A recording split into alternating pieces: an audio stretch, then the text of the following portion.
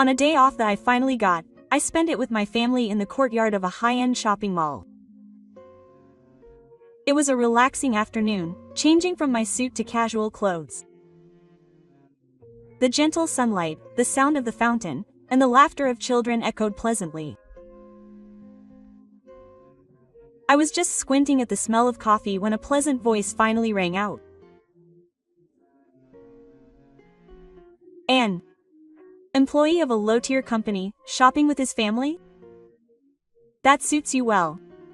I couldn't help but sigh when I saw the owner of the voice. It was a sales representative from a Nanjo client company.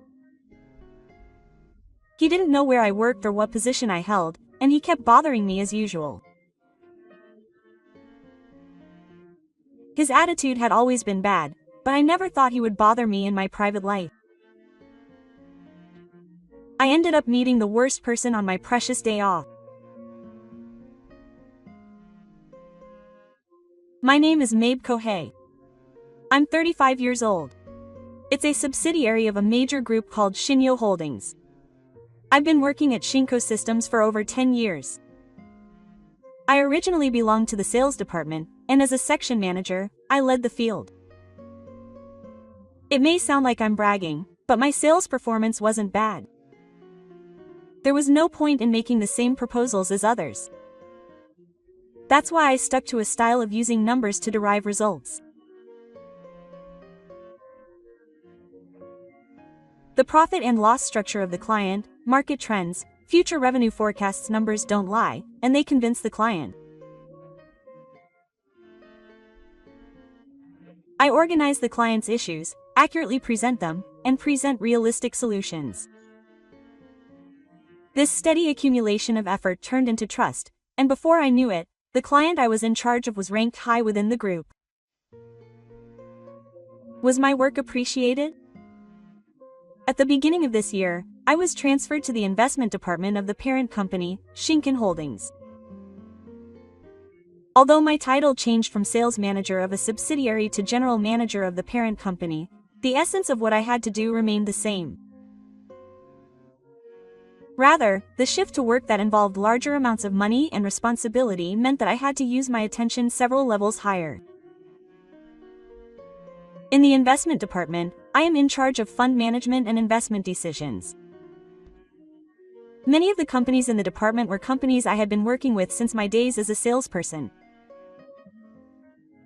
That's why I couldn't completely separate myself from sales immediately after the transfer, and I still visit some of the clients as part of my transition work. I wanted to take responsibility until the end, and it didn't feel right to give up halfway.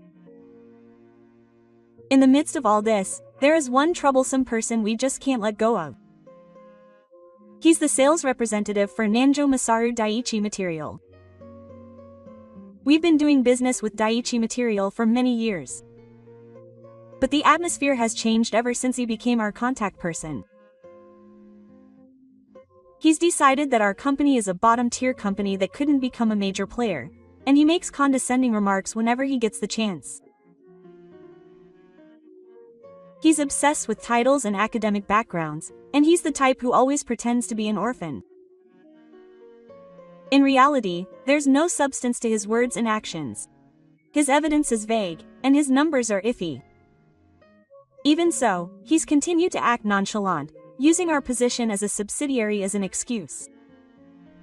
It's become so troublesome that even when we try to give him official recognition, he refuses. Even when we ask the younger members of the company to take over, even if it's just a little bit, they reply, "I'm sorry. I don't think I can have a proper conversation with that person." Quote, "It's not surprising.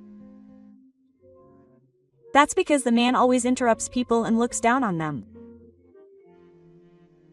So in the end, I had no choice but to deal with him.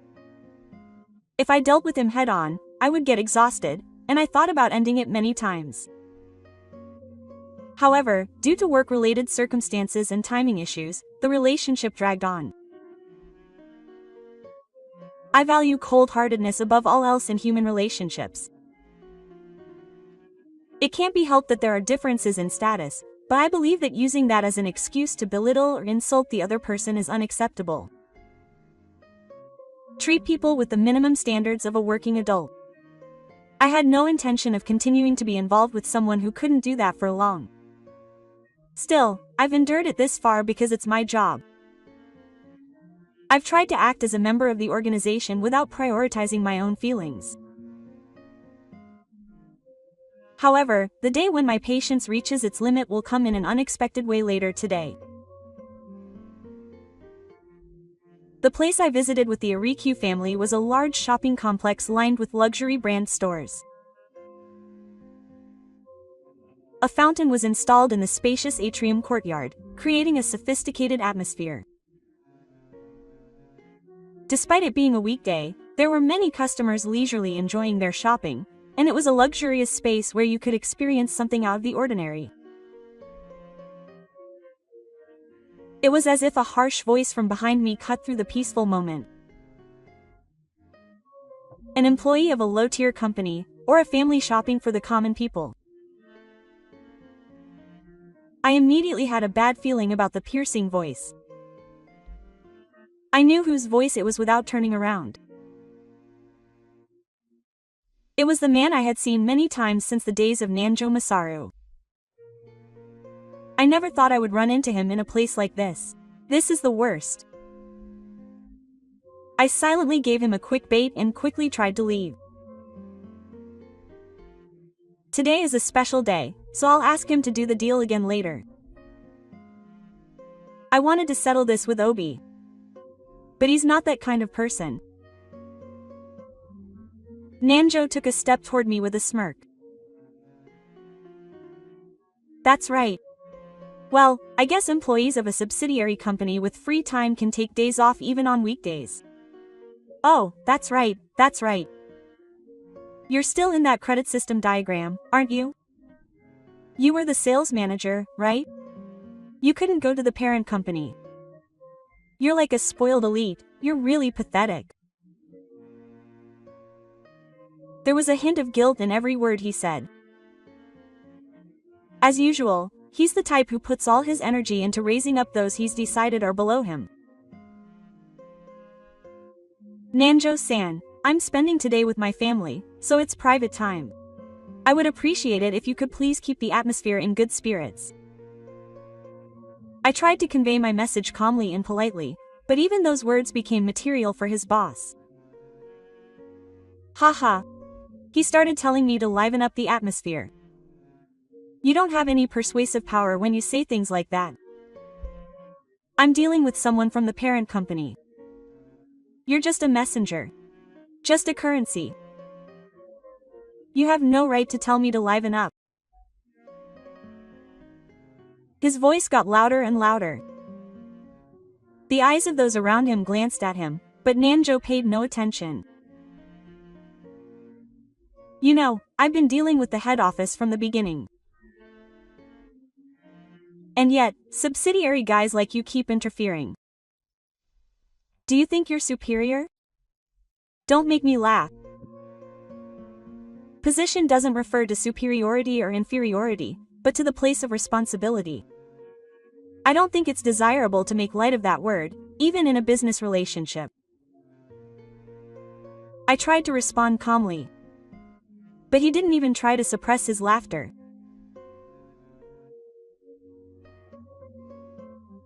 You've always been the type to talk about nice things like data responsibility and relationships. Let's face reality in games. There's a clear distinction between superiors and inferiors. And you're always inferior. Don't run away from that reality. His one-sided tone was clearly making those around him uncomfortable, but he didn't realize it. Besides, aren't you in the wrong for being here? This shopping mall is full of brand-name goods. Can your family afford that? Oh, right. He brought his plain-looking wife with him. She seemed like the perfect example of a low-class family. Oh no. At that moment, the string that had been taut deep in my heart quietly snapped. No matter how rational I try to be, there are some things that I, as a human being, must not cross. He had definitely crossed that line. I took a deep breath and spoke calmly. Mr. Nanjo, with that attitude. You're a failure as a salesperson. I didn't put any emotion into my words. I was simply stating the facts. Even so, it seemed that he didn't like it. Huh? What do you know about me? I'm a salesperson talking to the head office of a major company. I don't want to hear that from a section manager at a subsidiary company. I showed no mercy whatsoever to those eyes that looked like they were sleeping in front of me. Their values seemed more despicable than anything else. Then I will also handle this as part of my job. Nanjo paused for a moment at those words. But then he quickly sneered and said sullenly, right? Who do you think you are? You don't have that kind of authority. You're just the section manager. You're not even in the investment department of sales.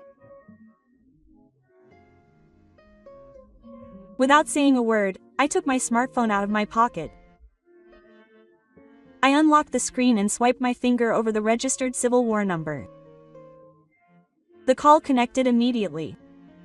Sugitani-kun, can you please handle this right away? Yes, I need your help urgently. Sell all shares held in Daiichi Material Vehicle. Based on yesterday's intelligence gathering, there's no problem. Process immediately at market price. Funds are liquid. No, I'll explain the reason later. Prioritize the process. Sugitani's reply through his shoulder was short and to the point. Understood. I will do my best to handle this. Having a trustworthy subordinate is a great support at times like these.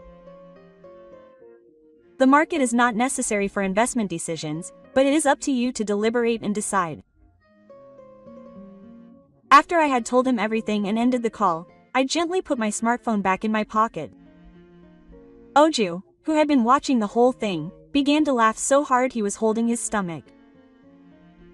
What's that? Are you pretending to be on the phone? No, seriously, it's just an imitation of the investment department. The acting is so bad it makes me embarrassed. I kept quiet and let the laughter slide. If you want to laugh, then laugh. Reality will eventually swallow everything up. Your company doesn't do any investments.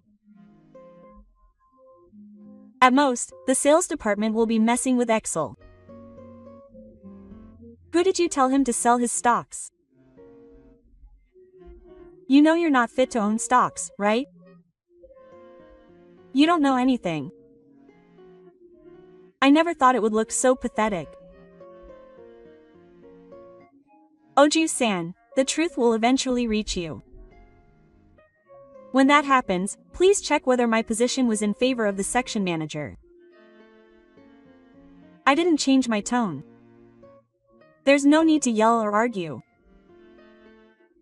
The numbers will eventually prove what we did. Nanjo was still trying to say something, but I wasn't listening anymore. Sometimes actions are better than words. I chose that. I stepped out and turned my back. The laughter still echoed behind me as I walked away, but it meant nothing anymore. All I could do was wait for the stocks to hit the market. Once the wheels were in motion, they would never go back. He would soon learn how heavy the price would be for betraying the trust of his client and further insulting his family. It seems that Haho continued to be the head of the company for a while after I left. But it didn't take long for that to change. A few minutes later, Haho received a call from the director on his phone. and the first Saturn of the new light was slammed into him. Come back to the company immediately. The stock price is plummeting. Unable to immediately understand the meaning of the words, Nanjo could only reply with a vague, yes. An unusual amount of Daiichi Materials stock was sold. The cause is unknown. The market is shaking in unison. The inquiries from investors and business partners continued non-stop. Realizing the gravity of the situation, Nanjo turned pale and rushed out of the mall to the head office. As soon as he arrived, an emergency meeting led by the hospital began. The stock price chart continued to change rapidly on the screen, and the conference room was filled with the sound of documents being slapped and the sound of people shouting. The way they were selling was too unusual. This wasn't just profit-taking. It was a sale with a clear intention. It took a while to identify the seller, but with this much holding fee, I can only assume that some big shot has made a move. The supervisor slowly shifted his gaze from staring at the documents to Nanjo. Hey, Nanjo. You've been quiet for a while now, but where and with whom were you meeting today? Did you cause some kind of trouble with a business partner? Nanjo turned to his son and reluctantly spoke.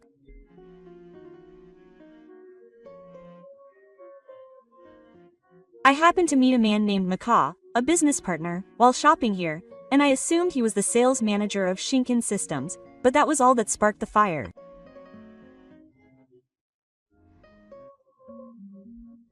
The atmosphere became tense because of the employees of the low-tier companies and the non-elites who couldn't go to the parent company, and then they started saying they were going to sell all the stocks in their company. I thought it was a joke and laughed, thinking there's no way a sales manager would have that kind of authority.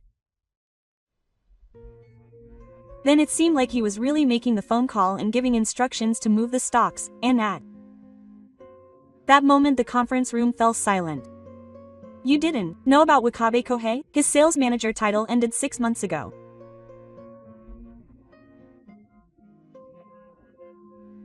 He's now the head of the investment department of the parent company, Shinkin Holdings. He's the most important person in charge of asset management for the entire group. And I didn't know. I had no idea he was in such a high position. Is it okay to say you didn't know? You're the one who caused the company's losses by verbally abusing the investment manager and forcing him to sell the stocks. Apologize now. Buy back the stocks. If that's not possible, then you're responsible for all the losses this time.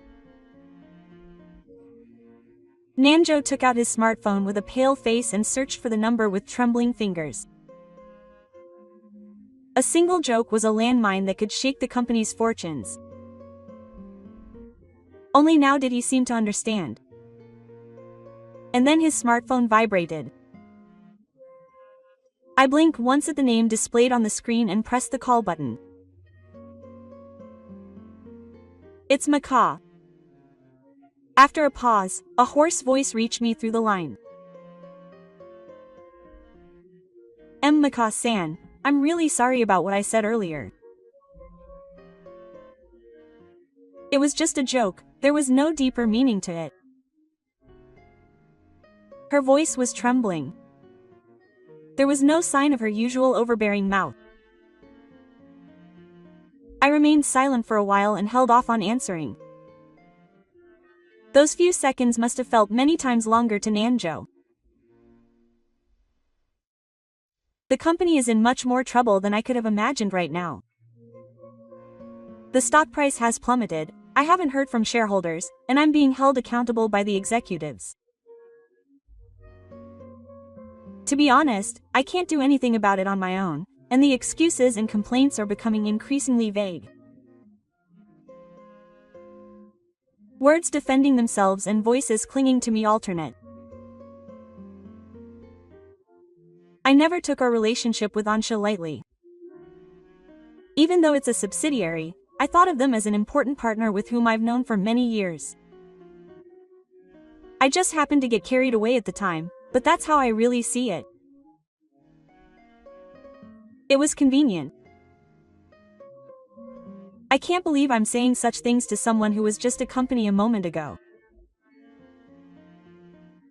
I answered without changing my tone.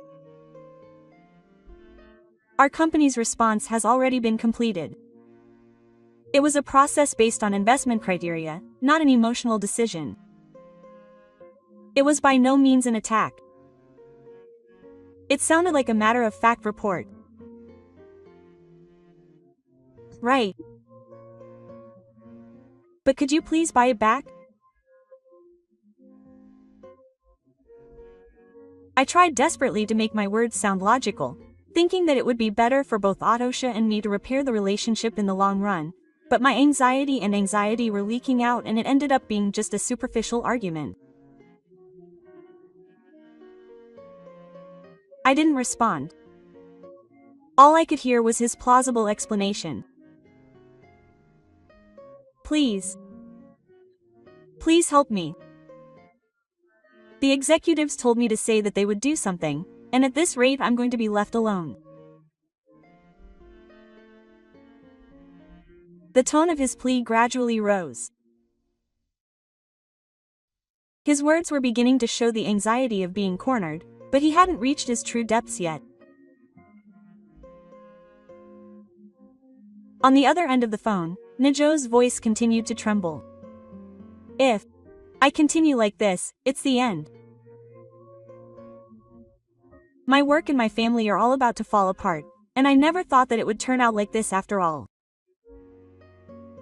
It's his own fault, but he probably doesn't have the energy to admit it right now. You have someone important to you too. Yes. And yet you laughed and belittled someone else's family, calling them lowlifes.